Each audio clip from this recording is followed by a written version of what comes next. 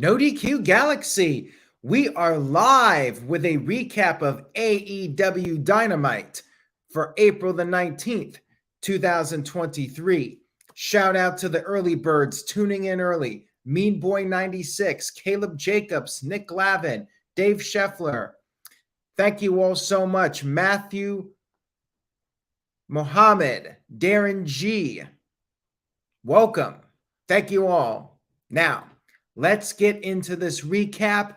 We kicked off the show with Jungle Boy coming to the ring, but he was interrupted immediately by Sammy Guevara. Sammy was also interrupted immediately by Darby Allin. And we had 3 of the 4 pillars in the ring. Darby thought that Sammy is the least qualified to go for the world title because Sammy is a follower and not a leader.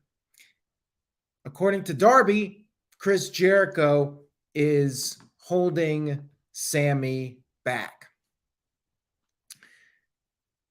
And then Darby turned his attention to Jungle Boy, said that Jungle Boy was handpicked by the California Clique, which I presume is a reference to the Young Bucks. Correct me if I'm wrong on that one. A little inside reference there. I presume it's the Young Bucks because they're based in California. Jungle Boy responded by saying if only the young children wearing the Darby face paint knew what the real Darby was like, and how Darby only went to AEW because he could not make it as a skateboarder. Then Jungle Boy turned his attention to Sammy, said he respects Sammy the most of the pillar, but he's still a scumbag piece of poop. But he used the other word.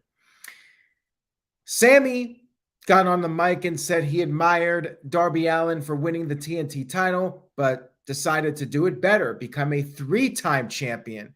Darby better watch out. He might have some competition. More on that later. MJF showed up. MJF said a little line to get some heat, brought up how Pittsburgh actually thinks Britt Baker is talented. And they booed that, of course. Pittsburgh being Britt's hometown, of course. And MJF brought up how he talked to Tony Khan and revealed that there will be a Pillars tournament with the winner facing MJF for the title at Double or Nothing. One of them will be getting a bye. MJF pulled a name from a hat, and that name was Darby Allin, which meant it would be Sammy Guevara versus Jungle Boy. And MJF said that the match would happen right here on Dynamite. No waiting until next week. It would be the main event of this week's Dynamite. Good segment here to open the show, and the plot thickens a little bit. We all thought we were getting a 4-way match, but could the 4-way match still happen? Well, we'll talk about that later. We got the main event still to come. We had our first match of the evening, which was the women's match. Actually, not in the 9:15 to 9:30 spot for a change. Ruby Soho and Toni Storm, the Outcasts, against Dr. Britt Baker, DMD, and Jamie Hayter, the women's champion, in Pittsburgh. So, of course, crowd was very behind Britt Baker. They started fighting on the ramp, and the match eventually got started officially. Jamie Hayter had some early momentum. She suplexed both Outcast members at the same time, but then Saraya grabbed Jamie's foot. Outcasts took control. Britt Baker got a hot tag after the commercial break, and then Britt Baker, Jamie Hayter, they double teamed Toni Storm. Ruby Soho broke up the pin. Saraya then hit Britt with the women's championship while the referee was distracted. Toni Storm hit the Storm Zero, but Britt Baker kicked out in her hometown. Britt made a comeback, hit the Panama Sunrise on Ruby. Ruby kicked out, but then Britt applied the lockjaw submission, and Ruby tapped out. Big win here for Britt in her hometown. I thought it was an entertaining match. I know Matthew in the chat thought it was terrible, but I thought it was a pretty decent women's match. They had some good heat, of course, in the hometown of Britt Baker, and Britt got the win. So I'm not complaining too much about it. We had Wardlow backstage reaching out to Arn Anderson for some help to even the odds. And Arn Anderson has some history with QT Marshall, who is aligned with Will Hobbs going back a couple of years ago. We had the Elite come into the ring for a promo, and they said that they used to respect the Blackpool Combat Club until recent actions. Called them out to settle the squash. They wanted to, or to settle the beef. They wanted to squash the beef. Bryan Danielson appeared on the big screen, called them amateurs once again, and it was all a setup. Blackpool Combat Club jumped the Elite. There was a brawl. Elite fought back. Wheeler Yuta then attacked Matt Jackson, targeting the bicep. Matt Jackson injured, and his arm is all taped up. Yuta attacked that, and at this point, Blackpool Combat Club got the upper hand, and then Don Callis showed up with a chair, but then ran away and then came back out with Konosuke Takeshita, and he helped the Elite clear the ring. It was mentioned on commentary, Adam Page taken out by the Blackpool Combat Club, and I guess Takeshita is filling in as the fourth guy for right now. Good segment here, but I'm wondering what's going on with Page, and Don Callis out there. He's back. Where's this going? All in all, though, good segment here to advance the storyline a little bit more. We had our TNT Championship match. Matthew just doesn't like Dynamite. Maybe it's Virtue's burner account. Who knows? We had Wardlow versus Will Hobbs, and Daniel Price says that it might be leading to blood and guts. Either that or the Anarchy in the Arena, which they did last year. Could be either one of those matches. Maybe they'll do both. We'll see. Maybe they'll do one match with Takeshita, and then Adam Page comes back and they do Anarchy in the Arena. Anyways, TNT title match. Will Hobbs was suplexing Wardlow multiple times. Wardlow quickly recovered. They fought on the outside. Hobbs was clotheslined over the barricade, and they brawled in the crowd. After the commercial break, Wardlow took Hobbs to Suplex City. But then QT Marshall took a cheap shot with the referee distracted. Will Hobbs hit the spine buster. Wardlow kicked out. And then QT got in the ring. And at this point, Arn Anderson got in the ring. QT left the ring, but Penta showed up. QT ended up back in the ring. And Arn Anderson hit a DDT on QT Marshall. Match continued. The odds were evened. And Wardlow, Powerbomb Symphony, got the 1-2-3 victory to regain the TNT Championship, which, as I mentioned last week, it's a no-win situation here. Wardlow gets the title, but what was the whole point of the Hobbs run? And now Wardlow is a 3-time champion, as I mentioned earlier. Sammy Guevara bragging about the three championships, and now Wardlow has 3 championships. That's 6. Keep in mind the TNT title hasn't even been around for 3 years. They just keep hot potatoing the title. Remember, Darby Allin had it, Samoa Joe had it, Miro had it, Cody had it. Like they've been going back and forth with this title so many times. it's just hard to really care about it at this point. And now Wardlow's the TNT champion, and he's just kind of on a treadmill. He hasn't really advanced.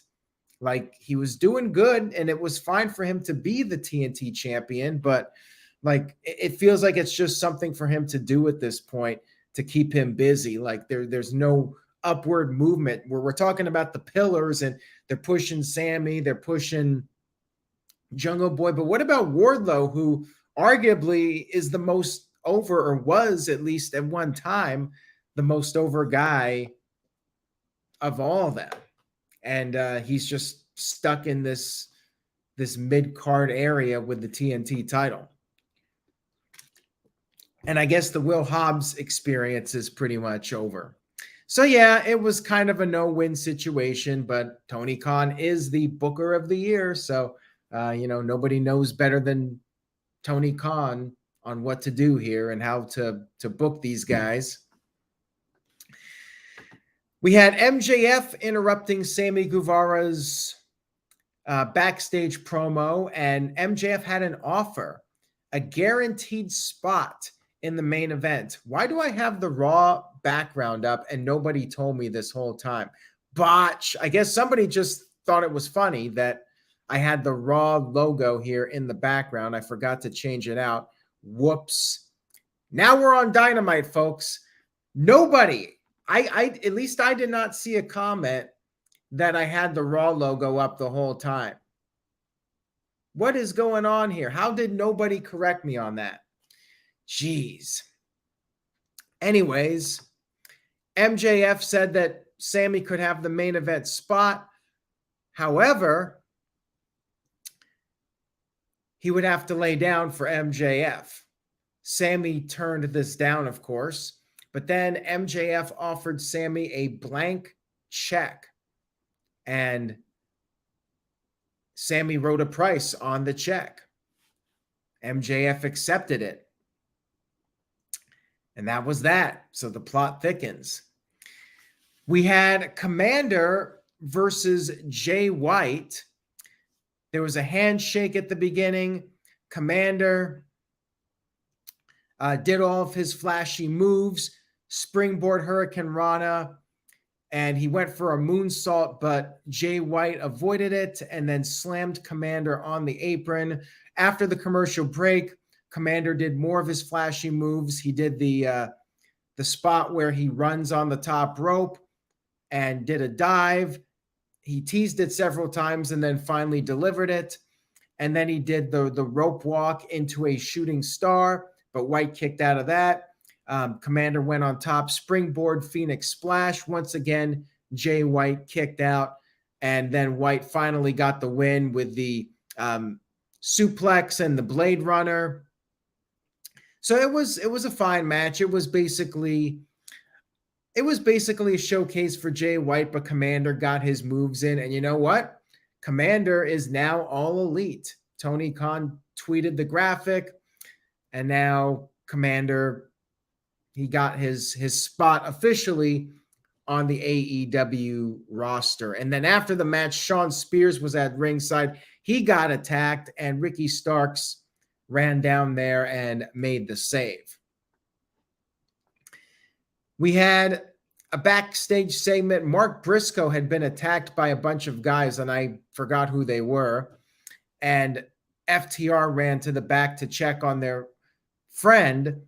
Jeff Jarrett and Jay Lethal were back there.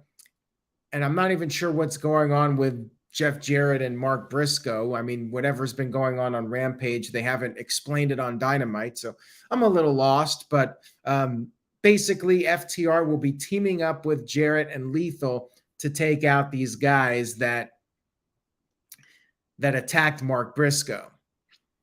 So, they're working together for a common cause. We had the Chris Jericho and Adam Cole confrontation. And Cole was very nice. He said that he was inspired by Chris Jericho. He has respect for Jericho.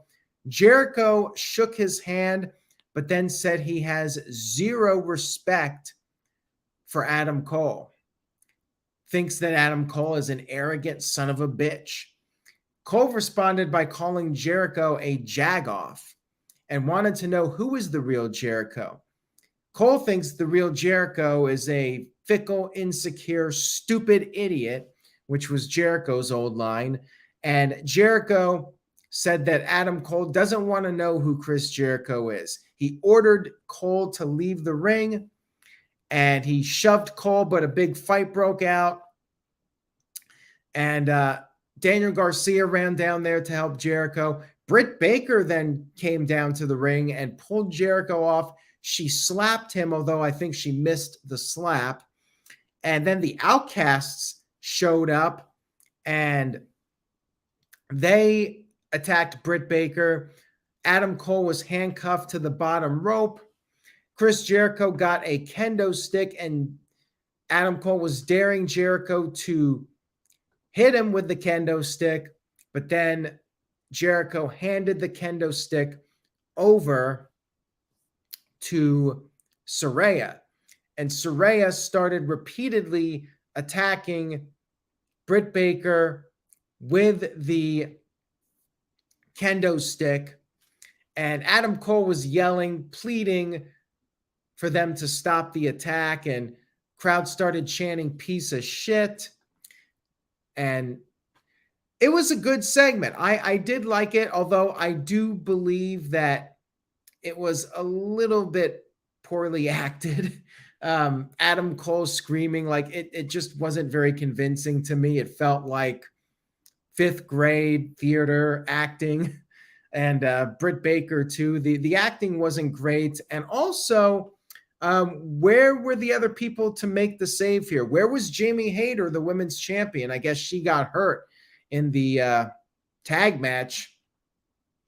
But what about Keith Lee? Like, there was nobody out there to help Adam Cole. Where was Keith Lee?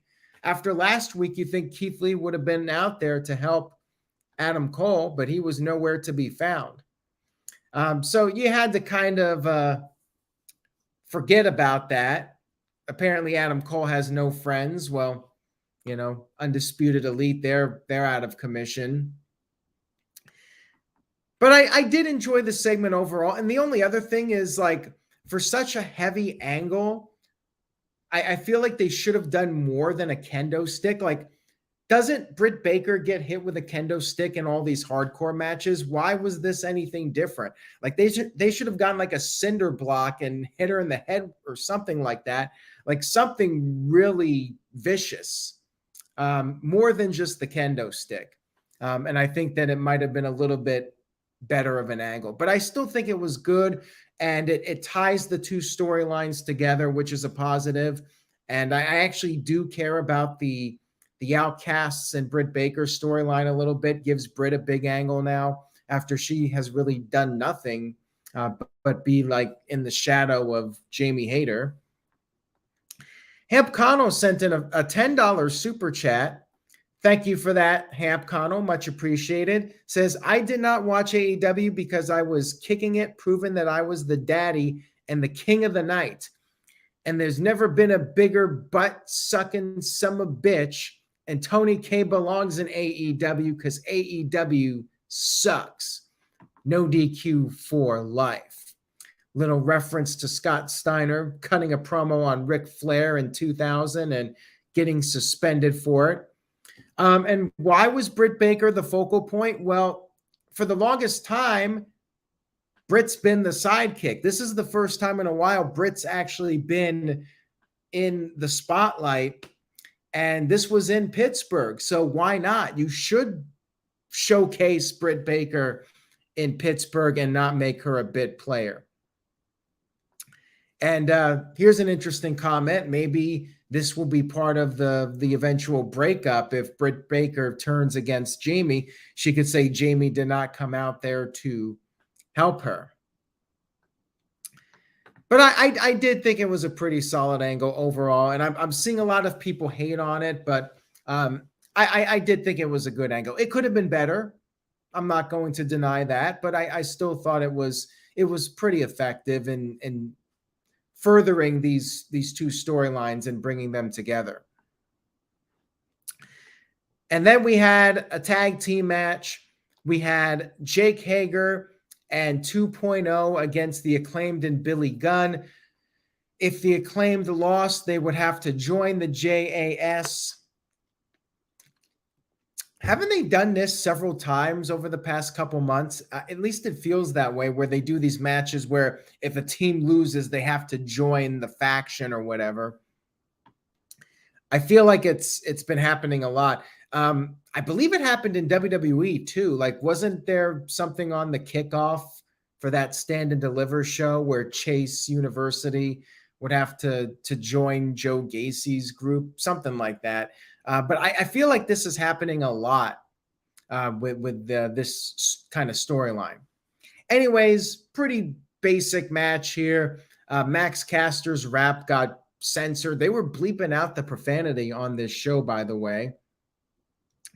And JAS tried to use what I think they called a loaded comb, but it did not work out for them. And Billy Gunn ended up breaking the comb, and Acclaimed finished off one of the 2.0 guys, Daddy Magic or Matt Menard, whatever his name is, or Angelo Parker. I'm not even sure which guy it was.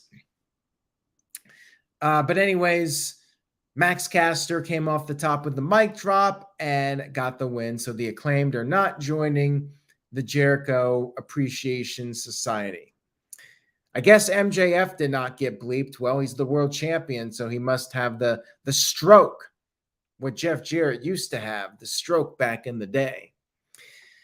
We had our main event, Sammy Guevara versus Jungle Boy, with the winner advancing to face Darby Allin on next week's Dynamite. And quick plug, next week I will not be here on the No DQ channel.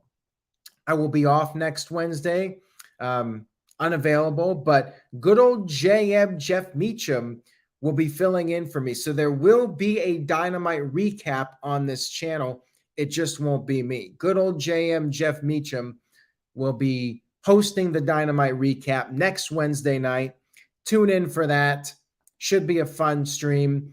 We might have a few surprises. Who knows what Jeff has up his sleeve. All right, main event time. Sammy Guevara versus Jungle Boy. And Sammy pie-faced Jack before the match even got started. MJF was watching backstage. Darby Allin was watching in the rafters. And it was a very fast-paced, competitive match. They were doing dives to each other. Sammy took out Jungle Boy with the Spanish Fly on the floor. And then after the break, Jack powerbombed Sammy on the apron. And they were back in the ring. Jack came off the top with a destroyer, which looked pretty crazy. But Sammy kicked out of that. Sammy came off the top with the cutter and an implant DDT, but Jack kicked out. So they were giving each other everything they had. Crowd was very much into it, and they traded blows.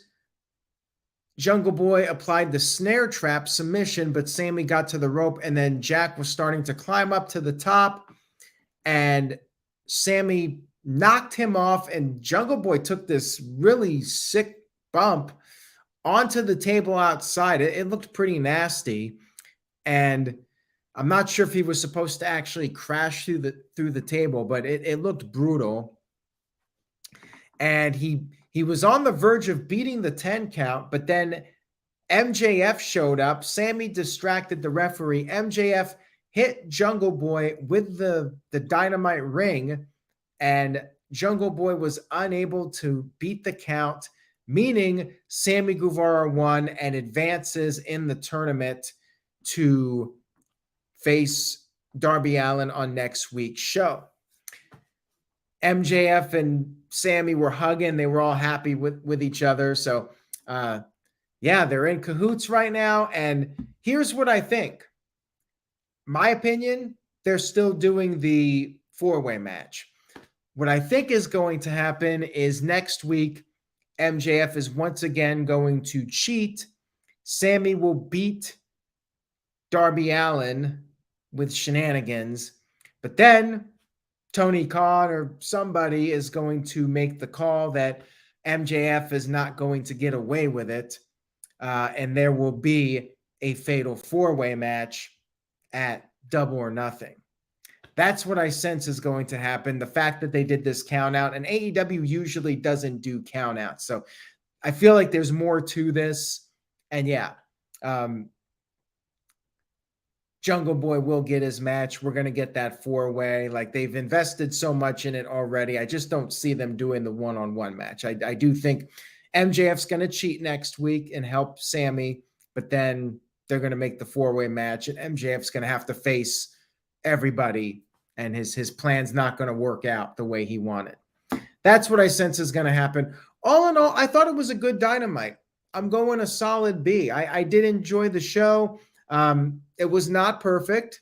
I definitely understand the criticisms of the show, and I do agree to an extent with some of the criticisms, but it was a pretty entertaining show for me. I didn't have too many issues. I wasn't really bored at any point, and to me, that's the most important thing. If I feel like I'm watching the show and I'm caring about what's happening and it holds my attention, then usually I rank the show fairly high. It's when I'm like really struggling to stay focused on it is when I downgrade the show. But I feel like for the most part I was into it. So yeah, solid B for the show. Could have been better, but good stuff overall. Anyways, that's all I got for tonight. Thank you all so much for tuning in. But next time, if I screw up the graphic, please let me know so I don't have the raw background when I'm talking about Dynamite. Please, somebody out there, let me know as soon as possible. Little embarrassing, but we're just going to roll with the punches here. So thank you all for tuning in. Much appreciated. And say yes to NoDQ.com for the latest wrestling news and rumors. I will see you all next time.